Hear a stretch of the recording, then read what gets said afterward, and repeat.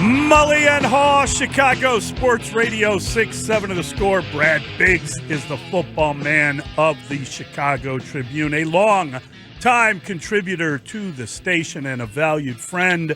And he joins us now on the Signature Bank Score Hotline. Signature Bank, making commercial banking personal. Biggsy! Morning, Brad. What's going on? Well, I got to tell you, that end of that game was pretty alarming. I didn't quite understand the play calling. I didn't understand what they were trying to achieve, given everything that had happened earlier in the game. And we felt as if we were seeing Justin Fields struggle with getting stretched on the sideline as he was looking at his device. And it just seemed like he had a hard time. He didn't run on the play where he spent 11 seconds scrambling and then threw to St. Brown. Normally if he had been feeling good, you think he might have taken off there and run toward the pylon with St. Brown in front of him. But I just wonder, Brad, were you surprised at the play calling at the end of the game? And certainly him being injured was just a real downer. No, I wasn't. I wasn't shocked at it. You look at the game situation. There's a minute 47 to play. They've got all three timeouts. They've got to get 40 yards for a reasonable field goal attempt for Cairo Santos to force overtime or a touchdown drive. Obviously, wins the game for him there. What's been the most successful recipe for explosive plays for the Bears offense this season? It's been Fields carrying the ball. So I think on first down there, they're maybe looking at it and saying, we're on the 25 here. Let's see if he can get the edge and get a first down or close to a first down along the boundary and get out of bounds. Let's just get moving in the right direction there. And he wasn't able to get the edge. He had been running the football on the previous possession.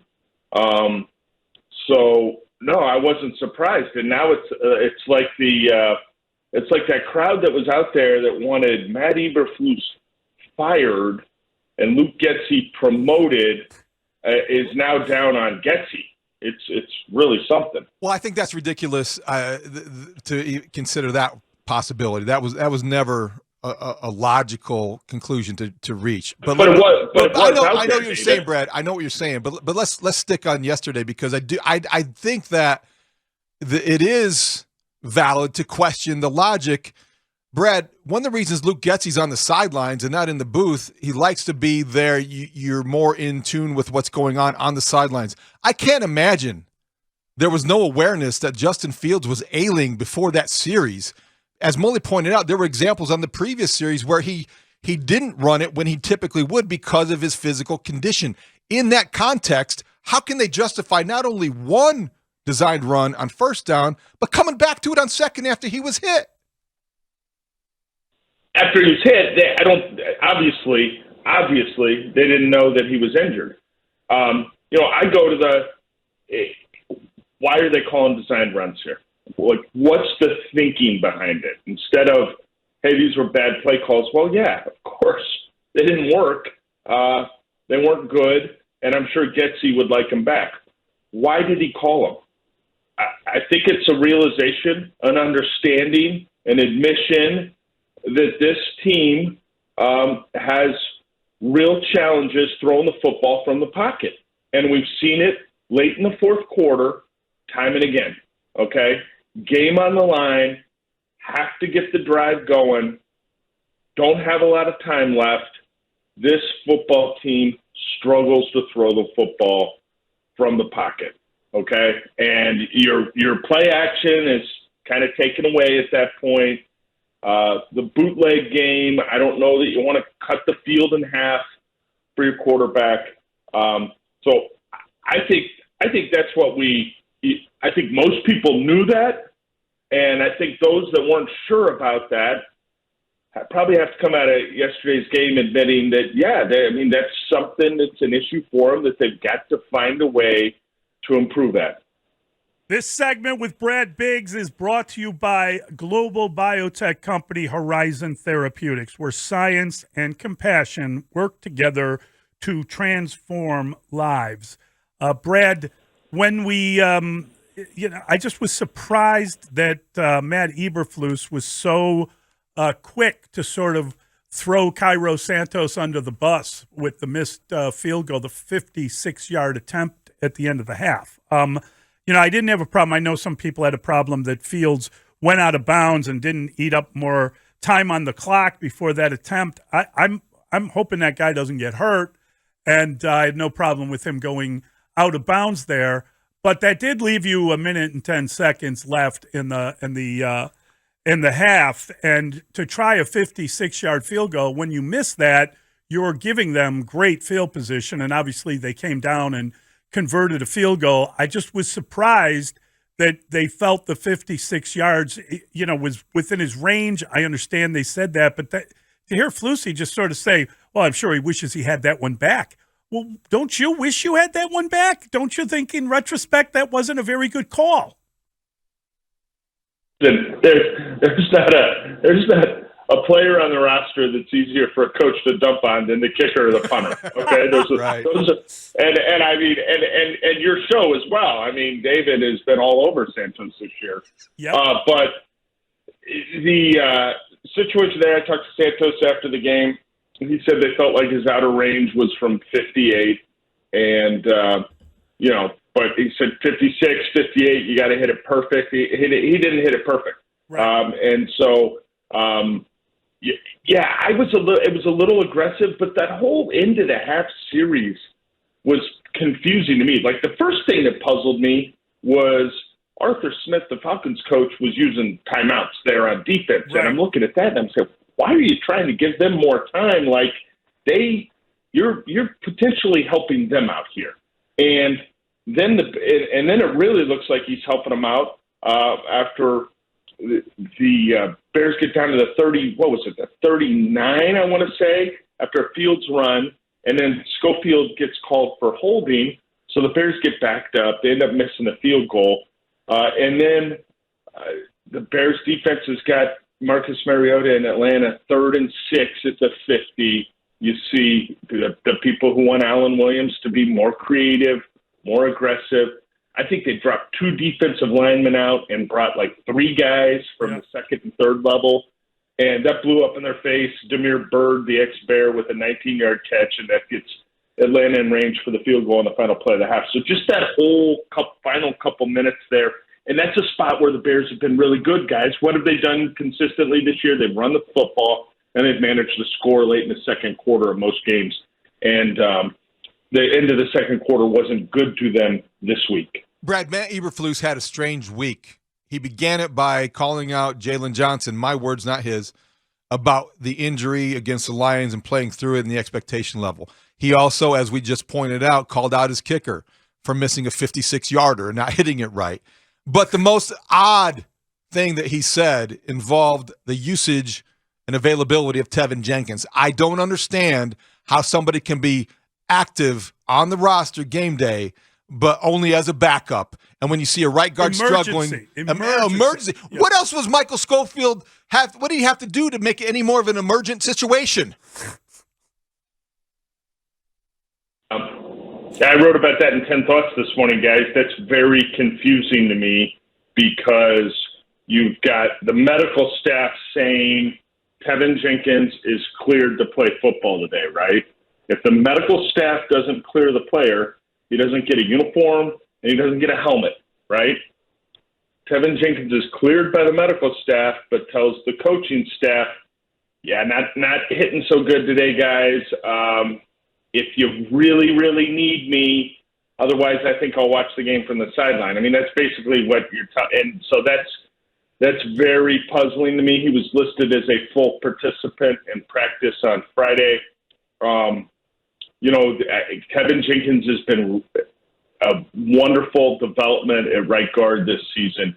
He's played well, particularly well in the run game. I think he can get better, and I think he can definitely get better in pass protection. But a football player's greatest ability is his availability, and that's becoming a more consistent question for a guy who began his NFL career with back surgery, I know you can get people who rave about Tevin Jenkins' toughness with how he finishes blocks on social media.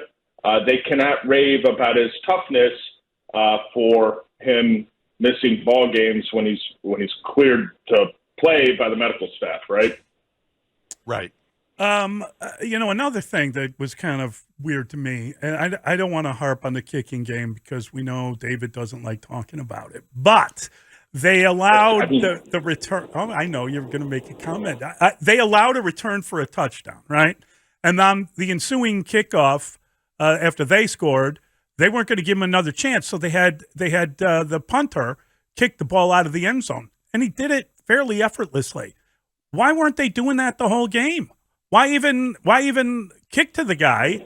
And I get it. They had a couple that were at the 20-yard line, not the 25, whatever. But, why even – if a guy has an NFL record in returns and he's returned a couple against your organization and for your organization, why give him that opportunity?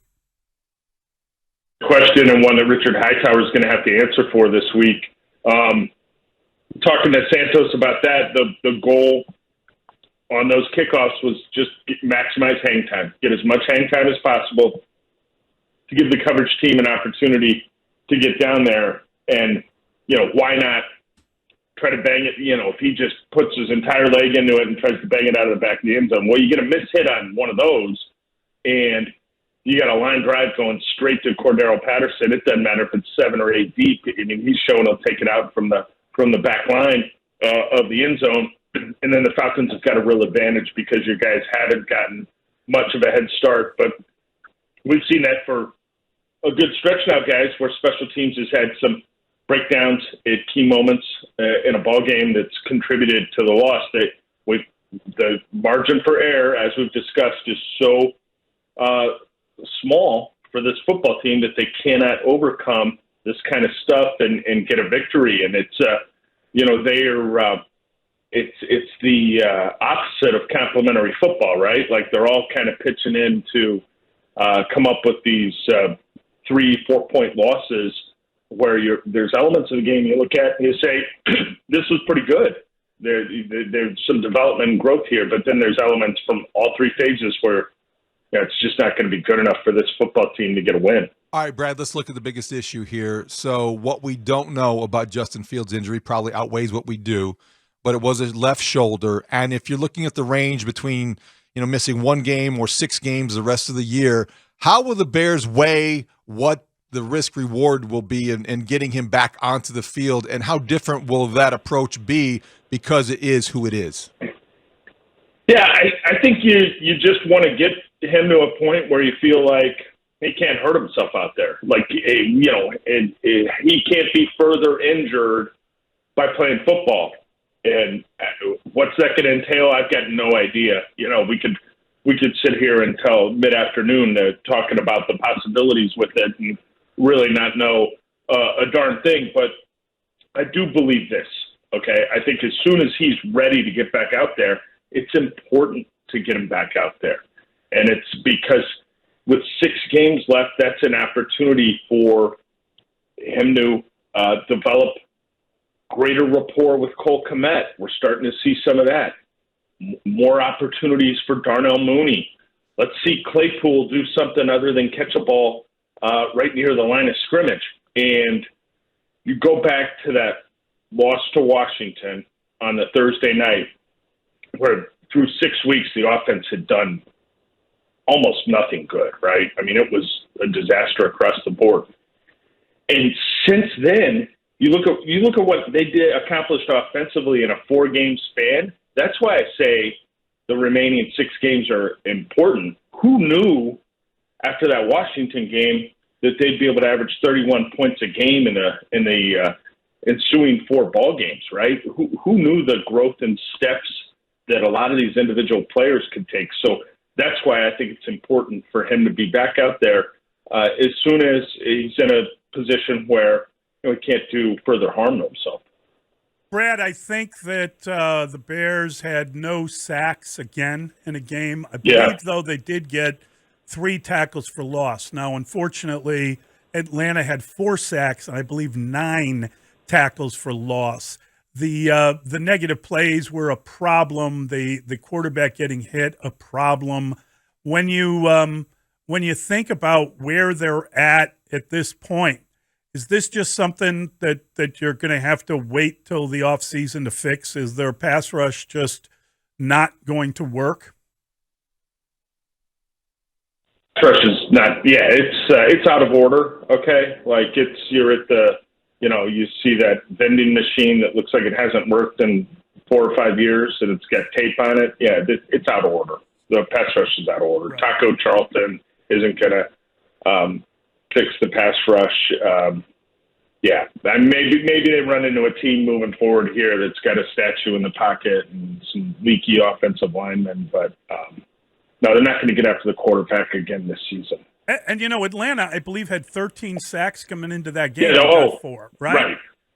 Yeah, but Atlanta's got some guys, like Atlanta's got Grady Jarrett up front. He's a good player. And the Bears would die to have a guy like Grady Jarrett as their 3 technique. So Atlanta has some individual guys that can play. But as we said last week, these are mirror images of each other in a lot of ways. The Falcons badly need some help on defense because they understand that they don't play the run well, and they also don't get after the quarterback to an acceptable level. But I think the Falcons deserve credit for their defensive approach. They controlled Fields. They didn't want to. They harped on it all week. They had Desmond Ridder as the scout team quarterback to help prepare him, the rookie out of Cincinnati, and they did not want to give up that field flipping run to Fields. They didn't want to give up a 60-yard touchdown, and they rallied to him and put some shots on him even before, that the play where he gets injured on, the cornerback just trips him up, and he ends up falling on the shoulder. All right, Brad, so let us know how many Bears fans were there, how loud was it, and did you run into the Ditka lookalikes? You see Ditka lookalikes like that's not new, right? I didn't see it. There was a bachelor party there. There was a bachelor party of Coaches. 18 dudes dressed like Ditka. I mean, you're right. Yeah. You see a lot of Ditka, little kids, whatever, but not. I didn't see. Yeah, I didn't see that. A lot of Bears fans. I'm sure there'll be even more of them at the airport where I'm headed after we wrap up here. And it was pretty loud, yeah, but they just didn't have enough to cheer for in the end there. And they got off to a nice start, but hopefully maybe the traveling Ditkas, if they make it to MetLife Stadium next weekend, will have a happier finale to the game. Yeah, maybe they'll bench Zach Wilson in that game. That's how about that? Yeah, it sounds like Zach doesn't believe he's part of the problem. So right. He had 12 passing yards in the second half. He's part of the problem. But he was asked about it. I know. Yep. No. He wasn't buying it. Problem. So thanks, Brad. All right, Bigsy. Thank you, buddy. Have a great day, guys.